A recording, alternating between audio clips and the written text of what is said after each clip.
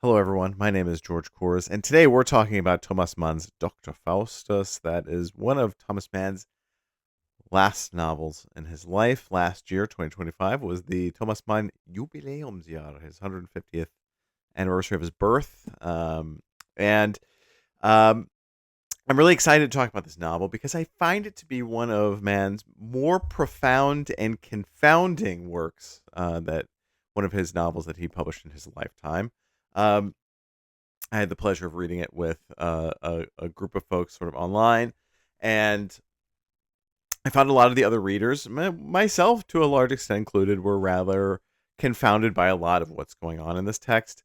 And that does not mean that it doesn't merit a substantial deep dive. And I'm talking now specifically to U.S. Americans. I think in our present moment, this novel really has some profound and painfully enlightening lessons to share. And I'm excited to get into it with you folks. Before we get started, as per usual, if you guys want to support the channel, the best way to do that is to buy my work. My second novel, Sing Lazarus, was published in June of 2025. If you read it, if you review it, if you share it on social media or buy it for a friend, that means a lot to me. And thank you so much. And it's being considered for the Public of Consciousness Prize right now. I don't know if I'll make the long list or not. Who knows? But it means a lot to have folks share it, and it does help the channel when you folks share my work. You can also buy my debut novel, Always the Wanderer, came out in 2015. Anyways, let's get back to Thomas Mann here. This novel comes out after the Second World War. I should clarify here, this is a World War II novel, so to speak. The framing narrative in and of itself is a German man, Serenus Seidblom, writing about his childhood friend Adrian Leverkühn, who is a composer.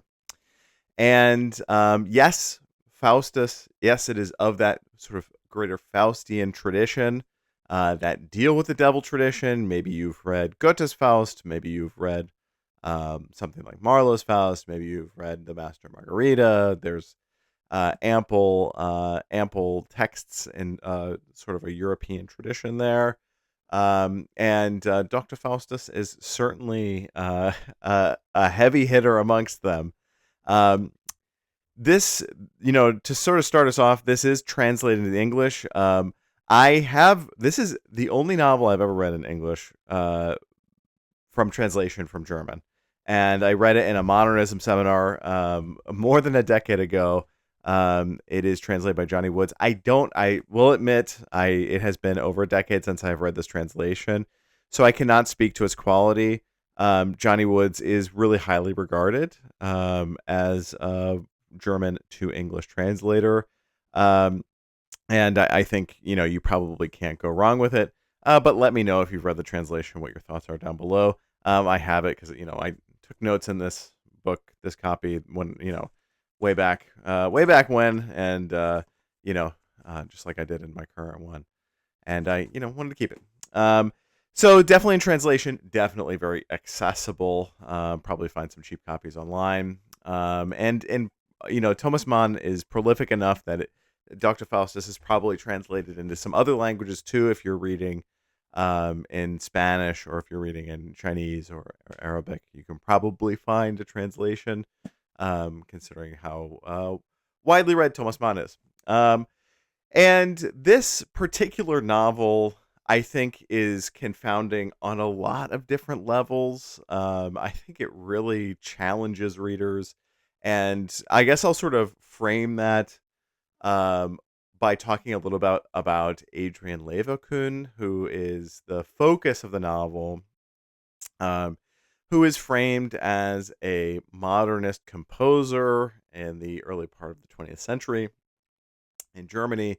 And some of the musical theory is even taken directly from Arnold Schoenberg, who Thomas Mann interviewed extensively. I guess I can't say interviewed extensively, but spoke to about the novel, insofar as consulted with Schoenberg about music theory. And to that extent, there is a lot of technical musical jargon in the novel throughout, but there are some heavy patches. It's not necessarily every single page, but there are some chapters and sections of the novel that have a lot of musical jargon, can be very dense.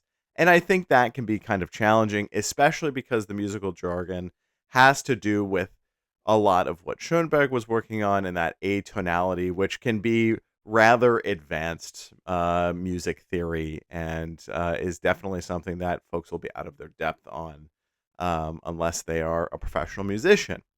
That should not dissuade you, however. And in fact, I think it's a really good thing. And I think it's, shows the real nuance that a writer like Thomas Mann can bring to a text.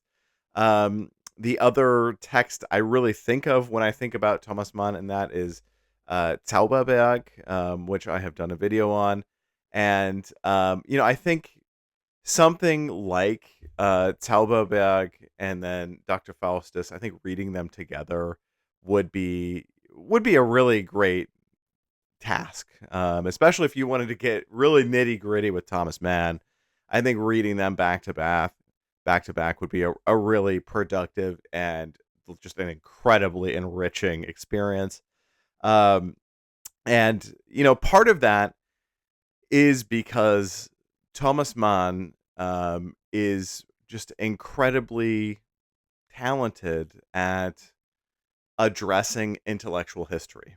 Um, One of the things that you see time and time again in Zauberberg is this sort of almost intellectual debate between medievalism and the modern, and this sort of back and forth between intellectual traditions that a lot of the characters in a novel like Zauberberg represent, and their ideas sort of evoke this larger intellectual tradition.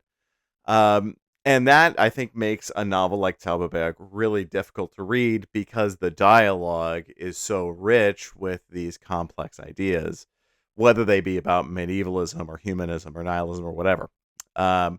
Or socialism, the list goes on. And Thomas Mann is really, really adept at capturing those feelings of intellectual history, for better or for worse. And there is absolutely a significant portion of this novel in that's sort of in addition to this deep dive on music theory that is greatly complicated by intellectual history. And if we're thinking about like medievalism versus the, shift to the industrial and the modern era, if we're thinking about those as like historical intellectual histories that are at hand in a book like in a novel like Zauberberg, then I think in Thomas Mann's Dr. Faustus, we're thinking a lot about humanism and the various philosophies around humanism and nihilism and the descent from one into the other or how they might interact with each other. And then there is a further consideration of, from nihilism to barbarism to just, giving up on the world and succumbing to sort of a primeval violence. And I think that I really think that there is something to gain for U.S. American readers in our current moment from this novel. Um, Particularly because I think a lot of us are staring down a society that does not necessarily represent our ideals for the world. Um, and in particular, I sort of mean, here, and I'm recording this in early 2026, people being kidnapped off the street and, just regressive, hateful politics that are, experienced throughout the United States and are experienced throughout other countries because of the United States, imperialistic militarism. um, you know, it may seem like a bummer to read a novel about somebody writing about their friend in Germany in World War II. But I think that there are important lessons for us to learn when it comes to seeing what another person has experienced and trying to understand how, if you disagree with the world that's going on around you, or if you're seeing, horrible descent into madness tactics and policing or violence from the government, or so on and so forth, the sort of endless number of things that, if you're a person in the United States of America right now, you might be seeing. There is something to be gained from seeing how another person dealt with that, not only in the narrative itself, because Zeitblom is, confounded by the German descent into fascism, for example, is confounded by the barbaric actions and violence that the German state in the fascist party and the NDSAP undertake in that, horrible period in our history. And then also, there's something to be considered for reading Thomas Mann in that moment too. Thomas Mann, was one of the most prolific German writers of his era, won the Nobel Prize very early. If we care about the Nobel Prize, it was, important to him and important to Germans that he won it. And then, when Hitler takes power in 1933, after being elected, and then, everything happening there, he leaves and is one of the, most profound examples of German exile literature in the Second World War. So to that end, I think it's probably, a timely and unfortunately extremely important read for a lot of U.S. Americans. I'm going to pause here about Thomas Mann and highlight another novel that I have seen a lot of hype around, that I think folks are encouraging you to read because of what I'm talking about, because of this descent into hatred and madness, this descent perhaps into a violent vision of nihilism, a fascist vision of nihilism perhaps. And that is a novel called The Tunnel by William H. Gass. And I'm not going to recommend this novel. This is a U.S. American novel. Well, William H. Gass was U.S. American. And a lot of people are hyping this novel up for the same reasons that I'm talking about, Dr. Faustus being such an important read. The Tunnel by William H. Gass does not really do it for me. And I think if you're interested in finding a lot of nuance and maybe philosophical nuance, really serious philosophical nuance, when it comes to exploring just the depths that humanities can descend to and the madness that humanity can succumb to, I think Thomas Mann is a much better bet than something like The Tunnel. The Tunnel, for my taste, hype aside, hype about whatever, William H. Gass stuff aside, you're gonna find a lot of really trite masculinity in The Tunnel, and I don't mean that, I say that as a white guy with a big beard, all right?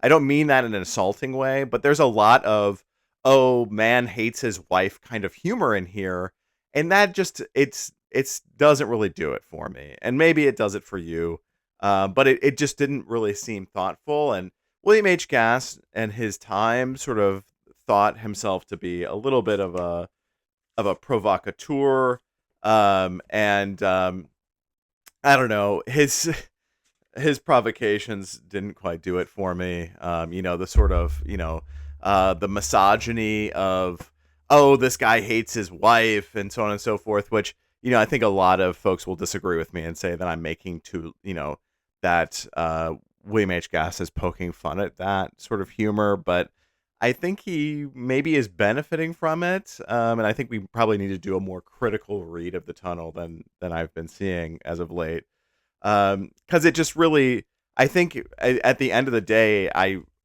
really cannot recommend Dr. Faustus enough, and make of that what you will. Continuing on with Thomas Mann and diving in here into Dr. Faustus. One of the themes that is early in the novel, that might also surprise folks in terms of its depth of jargon and also just the amount of really profound discussion that's happening in the novel about it is theology. Adrian Leverkuhn initially, aims to be a theologist and then switches over to music. And that is really, there's so much to unpack there and so much to think about. And, for me, somebody, I was raised in the Catholic Church, but I've been an atheist for most of my life. I'm always fascinated by theological conversations and really serious theological work. And you can tell, throughout Thomas Mann's work, throughout his life, that that's something that he really thought about very seriously as well. And that comes through. And there's some really challenging ideas about the nature of God and the nature of good and evil in here that I think are really profound as well. And really, I cannot emphasize enough how much this novel is set apart from others in the sense of seriousness that Thomas Mann is willing to engage with. And I have to sort of look again to those intellectual traditions. Thomas Mann is not afraid to really dive deep into intellectual tradition and is really very willing to recognize that, humanity is thinking no matter what humanity is doing, whether that is something that is ethical and beautiful or that is something that is evil and given into, barbarism. Definitely there's so much to think about there. And I really appreciate how well Thomas Mann interconnects all of these different ideas. That's what I appreciated also, about something like Zauberberg. I think a lot of folks aesthetically do not like novels that have long, difficult and complex conversations. I think that's an aesthetic concern. I don't think that's a quality concern. And I think one of the things that confounds us about Thomas Mann, particularly U.S. American readers, is a lack of willingness to engage with dialogue that is, for lack of a better word in English, very pedantic and very exacting. That's something that you find time and time again between all the different characters in Zauberberg, where they're walking up to a waterfall and, having these like very intense intellectual debates. For a lot of folks, aesthetically, that's not an exciting thing to be in a novel. And I think that's a source of consternation for many readers of Dr. Faustus, is that they're not necessarily very excited about a group of people sitting around a piano talking about the complexities and the philosophy that go into creating the art that's based off of the intellectual tradition that's representative of the culture, that informs a society, that is then, all tied up together in things like philosophy and theology and so forth. You can see how this is, it can be convoluted and it can be very, very complex, but it's worth your time. I understand, the hesitation there and the aesthetic dislike, but it is worth your time. And let me just say, real quick before we go any further, Thomas Mann, when it comes to modernism, is not necessarily always widely known for experiments in form. The modernism that Thomas Mann is engaging with is something very different from somebody like James Joyce or somebody like Virginia Woolf, and so on down the line. And it's very, very different from some American modernists that we might see, like Faulkner or, Fitzgerald or Hemingway. And that is, one thing that as readers, as critical readers, we ought to associate there is that, having an idea of this is a genre or this is a philosophy, which is maybe not my favorite term there, but that as a unifying factor kind of falls apart across cultures and languages. And even with the aid of translation, even if we have the novel across languages, it's still difficult for us to conceptualize what this means to a different culture. And then if we're totalizing one culture, we have to recognize that there's cultures within cultures, and it becomes very complicated. And it definitely is something where, it's very good for us to be up on our, intersectional feminism, to sort of start recognizing and understanding the interconnected and contrasting complexities that go into cultures. Um, all this is to say, the modernism that Thomas Mann is espousing here and is participating in is really critically examining intellectual history in a way that some other modernists, like James Joyce, for example, might be doing more playfully and stylistically. There's definitely a lot of intertextual reference in a novel like Ulysses or a novel like Finnegan's Wake. And that's all fine and good, but Thomas Mann is really digging into these different ideas in big symbolic ways. And one of the hallmarks of Zauberberg and Thomas Mann is these figures who are representations of different philosophies and ideas, who show up maybe standing next to the piano and start talking about, what humanism means and how important that is and how that contrasts with, Germany's descent into madness and collapse and barbarity. So I really love it. I really love thinking about intellectual history and intellectual tradition, and Thomas Mann just does such a good job. And it's something that I really admire, somebody's thinking, when you read through Zauberberg or Dr. Faustus, you just really are confronted with a thinker who is seeing these complex interconnections in ways that you maybe not have envisioned before. And it's really profound.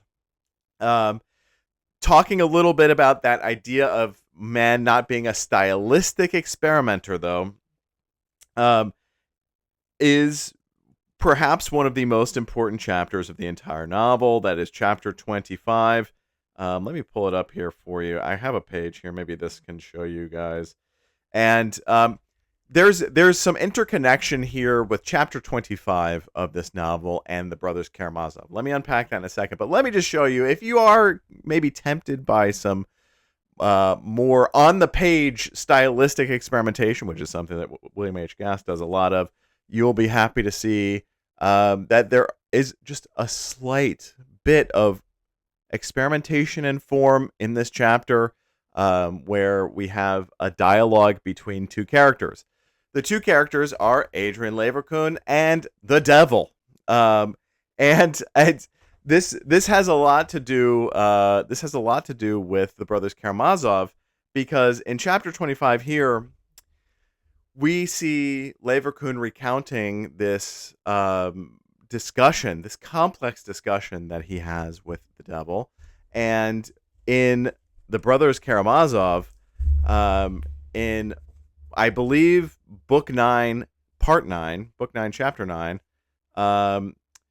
you have this. Here we go. The Devil, Ivan's nightmare. Ivan Fyodorovich has a nightmare where he interacts with the Devil, and I mentioned earlier that that Dr. Faustus, Mann's Faustus, is situated in this Faustian tradition. So this deal with the devil sort of tradition here, and it absolutely is. But that is to say that you maybe should not necessarily expect a big rewrite of Goethe's Faust. But instead, if you have read Brothers Karamazov and you have seen that chapter where Ivan has a nightmare about interacting with the devil and this discussion with the devil, that is very much more what we're thinking of when we're thinking of Thomas Mann's Dr. Faustus. And let me trace a little bit of all of that together. Dostoevsky, who had also lived in Germany, who was informed a lot by somebody named Wolfgang von Goethe, writes that particular chapter in Brothers Karamazov. Thomas Mann, of course, is informed by Goethe. There are ample, both overt and obscure intertextual references to Goethe's Faust and Goethe in general here. But then Thomas Mann is influenced also by Dostoevsky's Brothers Karamazov and that dream that Ivan has. So there's just so much interconnection here. And if you're really interested in like the Faustian tradition, there's some offshoots there that I think are more relevant than others. Faust itself, Goethe's Faust, for most U.S. Americans, they are familiar with Part 1. Goethe's Faust has a Part 2. And it also, in my edition, I have the Urfaust. These are, so Part 2 continues the Faust narrative, and then Urfaust is its original form, that was then heavily edited and revised and then became Part 1. So there's a rich, sort of history there with that, and it's just something to consider. I love my copy of Goethe's Faust. I got that way back in high school from Marion Krieg, my German mentor in Brandenburg. Um, so if you're interested in this sort of interconnectedness of Faust stories and legends, I think that it's also really really worth your time to delve into something like this. It's I think Thomas Mann probably in his era may have had an astounding depth of knowledge about Goethe, and shows it here, and then also has this larger understanding of other um, traditional Faust tales and other sort of devil symbolism throughout European literature. So I think that there's something there, and I think that that's really well worth exploring. And I think if that intellectual tradition thread seems intimidating to you, I think it's just worth it to rip the Band-Aid off and dive in. I think for me, a really great idea is, having a little bit of humility when you take on a complex text and saying, every single topic and subtopic and reference may not necessarily be so clear to me, but it's the journey of reaching an understanding and finding whatever that understanding looks like is what is most worthy here. And you're probably worthy of going on that journey here with Thomas Mann. Another Thomas Mann work that I want to sort of highlight while I'm talking about Doktor Faustus, which is like the big World War II novel, is it's not a novel, and I'm not sure if this is translated, and I don't think that it is. Some of them might be. Um, but a pal of mine from Germany sent this over the summer, which is a new printing of Thomas Mann's Deutsche Hörer, which are Radiosendungen. They are radio speeches that Thomas Mann gave in the 1940s during the Second World War. I highlighted some of them here, and they're pretty short. If you are new to reading in German, or if you want to tackle some texts in German that are short and that are from Thomas Mann, I think this would be a good idea. These are all speeches that Thomas Mann wrote and recorded and then were illegally broadcast by the BBC into Nazi Germany. And there's something really important about all of this that I've only touched on. I mentioned exile literature, but it should be said that during the fascist Nazi period of German history, a large amount of the most influential intellectuals from Germany left, and many went to the United States. Thomas Mann among them. And there were interconnected networks of German intellectuals and European intellectuals who had the privilege of going into exile, who were all across the United States, and Thomas Mann among them, for his part, recorded and distributed these speeches. And they, I think, are really an astounding insight into the time period, into the German perspective of that time, into the sense of betrayal that Thomas Mann and many Germans shared and felt, and to the utter depravity and violence and just uh, bitter, bitter, nihilistic, uh, pardon to use this term, suicidal ideation that fascism led to. Um, and not to get too serious here on the channel, but if you're able to, a read of the radio broadcasts and Dr. Faustus back to back, while it may be perhaps unbearably grim, we are talking about a person who is a closeted bisexual.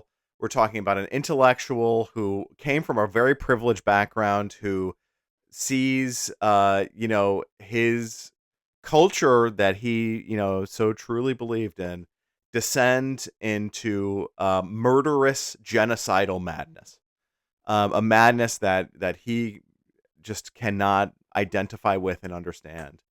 And reading through these, I think for US Americans right now, you will feel I know, I don't have, I don't know if they're going to take this video down or not, but like I cannot stand, certain police agencies just kidnapping people off the streets. Um, and some of these feelings that you have, that we are having right now, other people have had them before. So to me, a co-reading of the radio Sendungen, of the radio broadcasts with Dr. Faustus, I think it really does provide a bitter form of enlightenment, that others have been through this before, others will go through this again, and that is not to say that we should accept that. That is to say that history unfortunately repeats itself. But these radio speeches really make clear, and they make clear what he as a German knew. It makes clear what his experience was, what his understanding was, and that I think is really, it just is so important right now. So Mark, thank you. I will put Mark's handle down below. Please follow Mark. Excellent supporter of Thomas Mann's work over in Germany, and just a really great person. And the Deutsche Hörer, I mean, I do not know. I will look up to see if this has been translated. I should have done that before recording. But really, really fantastic stuff, and a great companion piece to Dr. Faustus. Um, in the end, I didn't bring a lot of recommendations, and the tone of this video has been kind of serious, and I understand, maybe that's not for you. But I just want to encourage you to engage in a little Thomas Mann, and this, fraught figure of the European and German intellectual tradition, and really, um, there are few novels that I think represent just the depth of complexity, um, other than this, Dr. Faustus by Thomas Mann. Zauberberg, I mentioned in the video on Zauberberg how I think, Zauberberg unpacks his closeted feelings of bisexuality in a really complex way. I think the characters and the way that they're experiencing, longing and infatuation and lust, is really profound and complex. And if I'm going to recommend any book, it's probably Magic Mountain, which I've talked about 100 times so far on the video here today. That's not really present very much in Dr. Faustus, but what is present in Dr. Faustus that I think is really quite interesting is and maybe I'll close on this, is reflections on family and these really, really profoundly challenging moments in our history. Zeitblom, who is the narrator here, who's writing about Leverkusen, talks about his own family, talks about their descent into madness, talks about his kids, and it's bitter, and it is profoundly sad. And it's something that a lot of us U.S. Americans are probably have experienced at some point in the last decade, or will be experiencing soon, or experiencing right now. And that is a life lesson that is just so confounding. And it is something that when I first read the novel, 11 years ago, was a major takeaway. And on my reread this year, certainly left me feeling and questioning quite a bit. And at the end, in its most basic form, if we clear out all of the myriad of let's say themes that Thomas Mann is able to bring to a novel like Doktor Faustus, um, he reflects really profoundly on family, and what a family does in times of collapse. And I think that that is something, in challenging times, I think it is something for us to reflect on. So allow me, instead of providing any, further recommendations other than all the, various works that I've talked about here today, let me encourage you to challenge yourself a little bit with the literature that you're engaging with, and to use these moments of profound difficulty that we're all experiencing to find in literature some questions that might provide clarity for you. To me, great literature is not answering your questions. It is not providing you with a roadmap to live your life, but it is giving you questions to ask yourself. And in the process of attempting to answer those questions, you have a more enriched and fulfilling life, even in the most profoundly chaotic and challenging times. I really hope that you consider giving Dr. Faustus a moment, and if you are a reader of the German, reading Deutsche Höre, this I think of all the works that I've read in the last few years, I think, you know, I have to say that I think this resonated with me perhaps the most. Just these short speeches, reflecting on various moments, um, were quite a lot, and were able to provide me with some clarity that I needed. Um, and I hope you find some clarity too. Um, I want to thank you for watching the channel, for thinking a little bit about Thomas Mann with me today. Hopefully you have read or planning on reading Dr. Faustus. Like I said up top, if you want to support me, you can buy my work, Sing Lazarus. You can drop a review or post about it on social media or whatever. Buy it for your friend. It means a lot to me. You can also buy my debut, Always the Wanderer. You can follow me on socials that I may or may not use at gbk7288. And if you want to learn more about me as a person and a thinker, you can head to my website, georgekors.com. Thank you so much, everybody, for being here today. I appreciate it. Stay safe and have a great day, everybody. Bye-bye.